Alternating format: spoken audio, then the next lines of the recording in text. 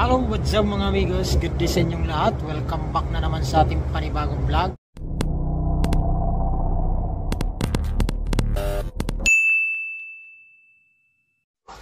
Hindi mo maigit tinuturo ko sa'yo, ha? Oo, tapos, ito yung buton. Ipindutin mo yan. Tapos, pindutin mo na ito. So, for today's vlog mga amigos, tayo ay magre-review ng ating unit na D2 unit. Ito sa nasa likod naman natin, yung kulay green na nagiging chameleon violet. So, ayan ang i-review natin mga amigos. So, try natin i-review itong ating unit na D2. A few minutes later. Okay, so yun mga amigos, ito yung ating unit, no, na D2 unit. So nakikita nyo naman kulay green na pag naiilawan siya nagiging chameleon violet siya mga amigos, no. So ayan, kitang kita nyo naman. So ayan, yung harap natin mga amigos, yung ilaw natin ay LED. Ayan, tapos mayroon tayo sa harap crash guard, no. Tapos sa likod din natin mayroon tayo crash guard, and siyempre mayroon tayo camera dito, itong pinakamaliit. And mayroon din tayo dito basket, no, so lagayan na ng mga pinamili natin. Ito naman yung sa harap natin, mayroon din pinaka basket dito.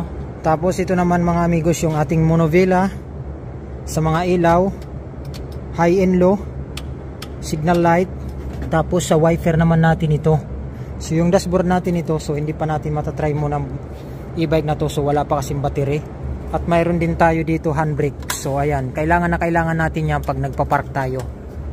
Tapos mayroon din tayo dito sinilador and preno. Yan. Saka mayroon din bulsa. Ayan. So sa takbo naman ito mayroon low and high. Ilaw natin sa harap. Tapos drive and reverse atras. So ayan.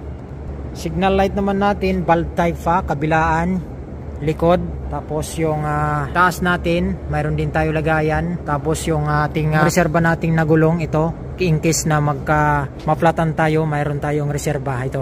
Ali disc brake na rin yung kanyang preno. Sa makina naman natin, ayan yung makina natin. Bali ang makina natin nito bali 12 watts. So ang kph naman nito nating unit na dito ay tumatakbo siya ng 45 kph ng ating D2 unit. So ayan, charger pala ng battery natin ito. Nandito, i-charge lang natin.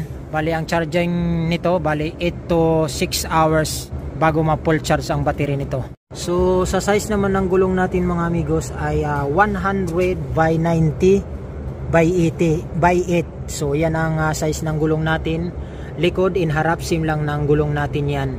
Yan ang size. Tapos yung mags naman natin ay kulay silver. So kitang-kita nyo naman kung gaano kaganda yung mags natin. Bagay na bagay sa kulay natin na kulay gray na nagka-chameleon violet, no. So pag nailawan siya nagiging violet.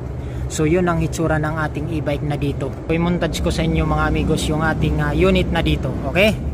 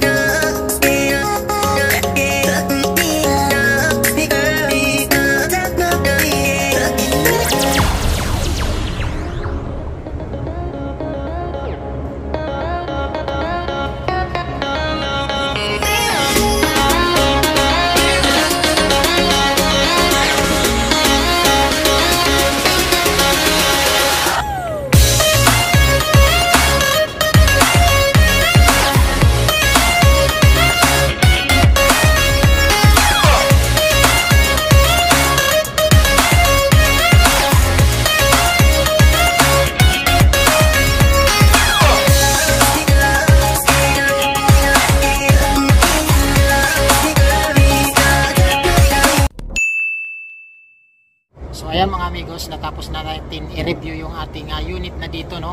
So yun lang mga amigos, maraming salamat sa inyo. So review lang tayo ng ating unit na SG Moto na dito. So bye, see you next vlog ko ulit. Bye bye.